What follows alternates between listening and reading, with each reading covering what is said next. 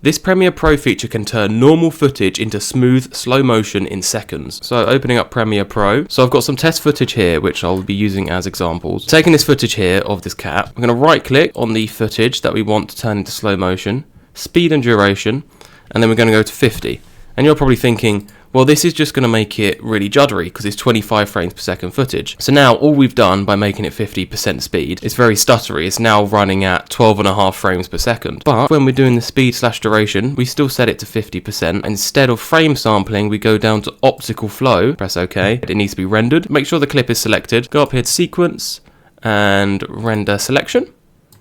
It's going to render this out for us. And now we can see it's in slow motion. Going to do the same to these other clips here, which are of objects instead of actual moving animals now. Speed/duration, 50%, and Optical Flow. And then Sequence, Render Selection. And again, it is now a lot slower. It is jittery and shaky, but that is just because of the camera that I'm using. And if that is an issue with jittery and shaking footage, which you need to use Warp Stabilizer on, Warp Stabilizer and speed can't be used on the same clip. What we have to do is we have to nest this clip, and then we can throw on Warp Stabilizer, render the selection again, and then it's much smoother and it's actually in slow motion. And it's not going to be perfect. That there I think is actually the camera jittering because the camera I was using has no optical image stabilization. Considering this was originally 25 frames per second footage with no stabilization, it's a good improvement. Here's another example, and it is pretty nice and slow, isn't it? This footage here is kind of the perfect footage. There's not loads of like light flares or anything, which it can have an issue with, but this was filmed at the expected shutter speed of 1/50 because I was filming at 25 frames per second. What I did with this footage here of the cat is I filmed it at a shutter of 1/500, and so Premiere Pro can do a better job of making out all the different shapes. There's still a few like glitches. In a pinch, if you really need something slow motion and it wasn't originally filmed as slow motion, or you weren't able to, maybe your camera like mine doesn't do 4K at slow motion, then this is a very good easy workaround.